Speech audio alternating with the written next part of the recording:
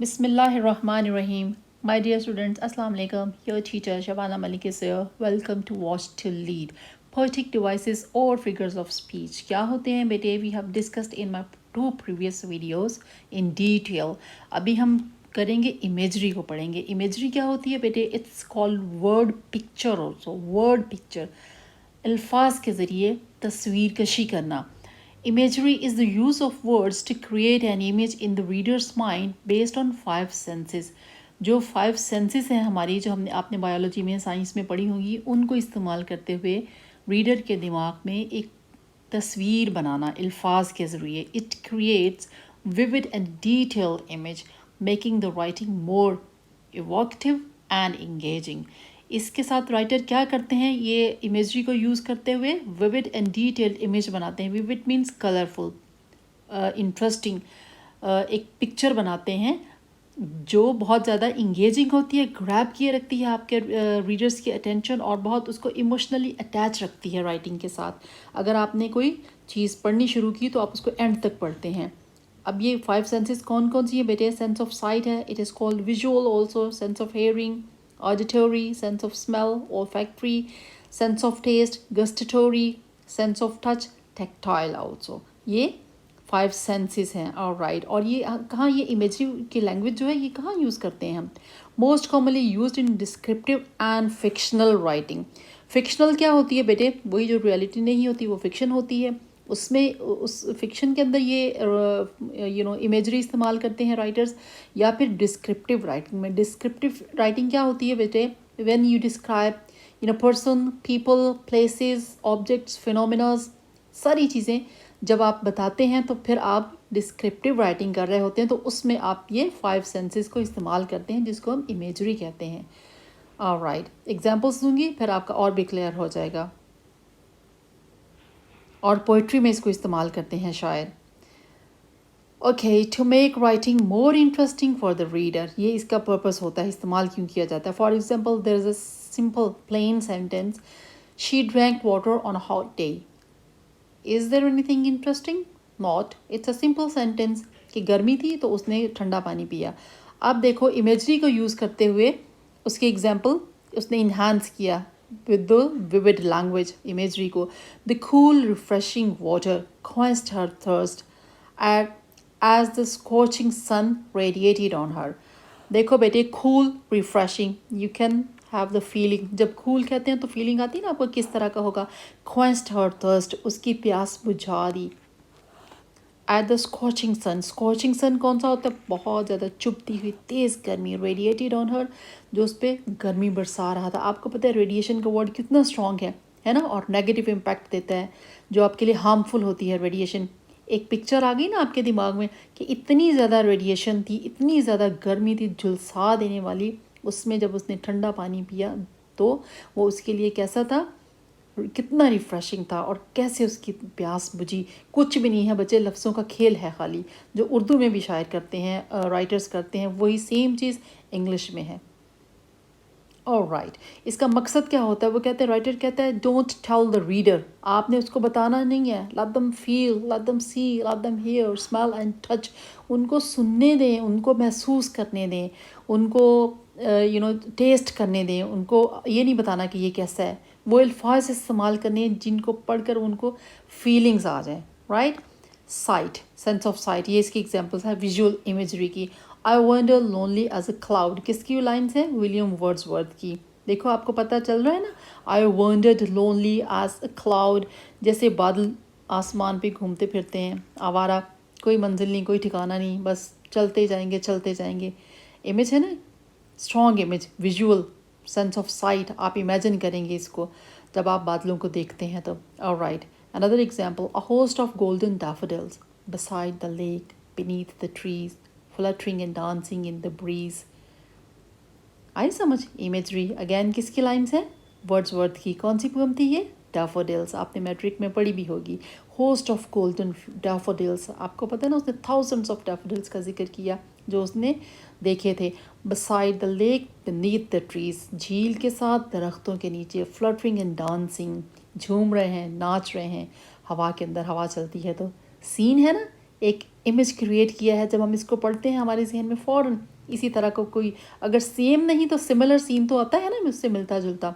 This was the example of visual imagery. Sense of site की example थी, hearing और auditory.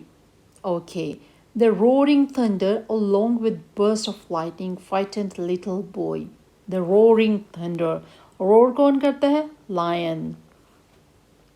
उसके गरजने की आवाज़, ये क्या है? आपके सेंस ऑफ हेयरिंग है, आपको सुनवा रहा है वो। Along with burst of lightning, आपको पता है ना जब बिजली गिरती है तो कैसे कितनी ज़बरदस्त आवाज़ आती है, बर्स्ट ऑफ लाइटनिंग के साथ, रोरिंग ऑफ थंडर के साथ। तो क्या वो फ्राइटेंड द बॉय, एक्सटेंट बताया है आपको कि वो बच्चा कितना डरा होगा जिसने उसके बादलों के गड़गड़ाने की आवाज़ और बिजली के चमकने की आवाज़ सुनी होगी।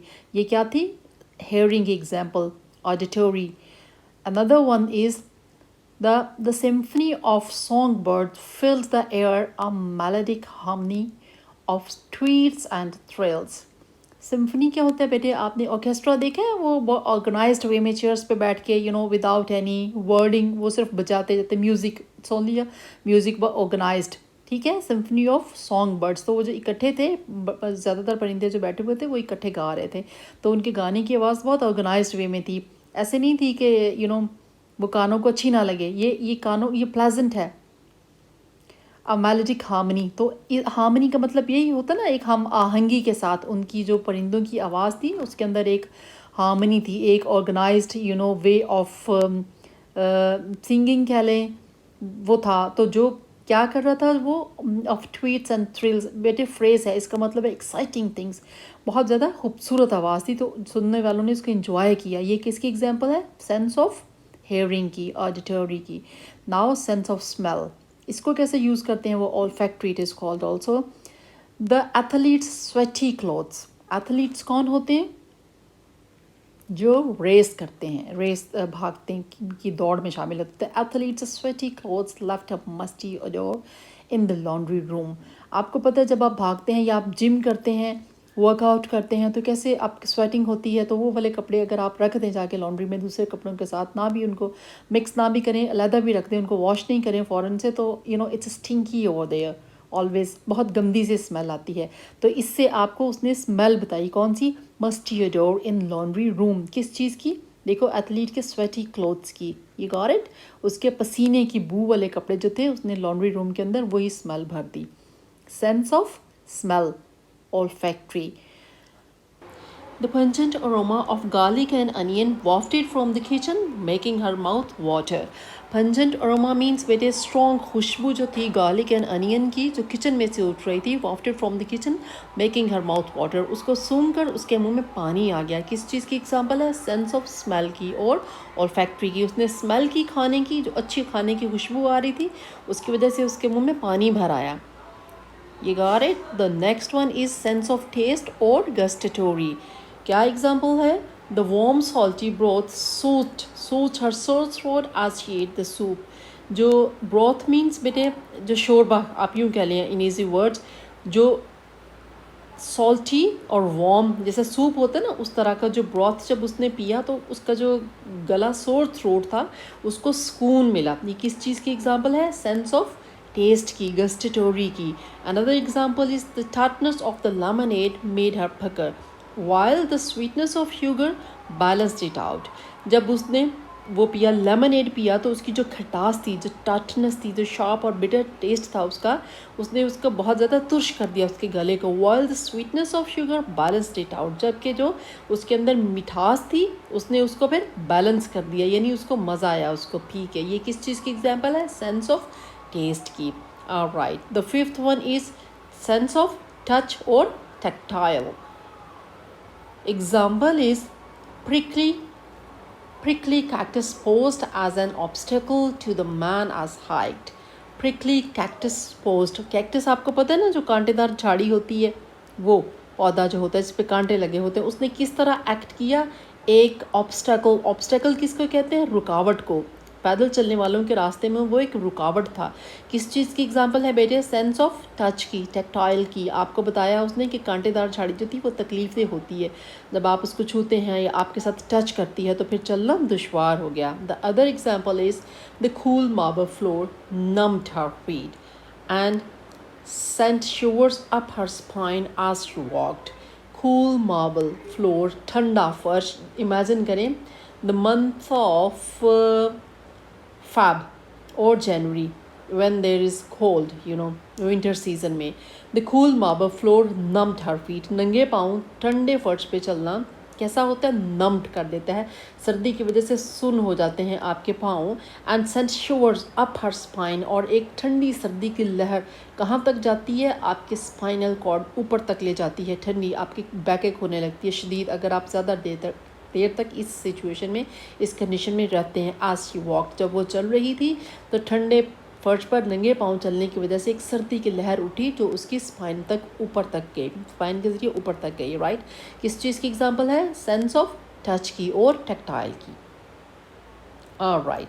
अच्छा बेटे, आपको मैंने ऊपर कहा कि ये इमेजरी जो है डिस्क्रिप्टिव राइटिंग में यूज़ होती है। एक दफ़ा थोड़ा सा देख लो कि डिस्क्रिप्टिव राइटिंग होती क्या है। It is often poetic in nature, शायरी की तरह। जैसे शायर होते हैं ना, तो वो हर चीज़ को खोल खोल के बयान करते हैं, तो बहुत डिटेल से बयान करते हैं इमेजेस को, तो ये डिस्क्रिप्टिव राइटिंग होती है कि एक एग्जांपल है जो इसमें हम यूज़ करते हैं। It describes people, places, events, situations, locations in a highly detailed manner. तफसील से आपको बताया जाता है। अब ये राइटिंग किस किस चीज़ में यूज़ होती है? पोइट्री के अंदर, जर्नल जो लिखते हैं राइटर्स, या फिर डायरी लिखने वाले लोग, या फिर नैरेटिव, नेचर डिस्क्रिप्शन। आपने देखा होगा ना, जब हम समंदर पे जाते हैं, सी व्यू का कोई सीन डिस्क्राइब किया गया हो, या कोई नेचुरल क्लामिटी, कोई डिज़ास्टर जैसे अर्थक्वेक आ गया, या फिर सुनामी, या फिर हिस्टोरिकल प्लेसेस, और visit to a historical place, हम इस तरह की चीज़ें बताते हैं ना, तो उनमें हम कौन सी राइटिंग यूज़ करते हैं? डिस्क्रिप्टिव राइटिंग, जिसमें चीज़ों को डिस्क्राइब करते हैं। और डिस्क्रिप्टिव पैसेजेस इन फिक्शन, या फिर फिक्शन में जो अफसाना निगारी होती है उसमें इस्तेमाल किया जाता है। Right. The symbol is the next one. Symbol क्या होता है? A symbol is an object that represents something else rather than itself. Symbol वो होता है जो किसी और चीज़ को बयान करता है, अलामत के तौर पे। अलामत यूज्ड टू रिप्रेजेंट आइडियाज़ और मीनिंग्स।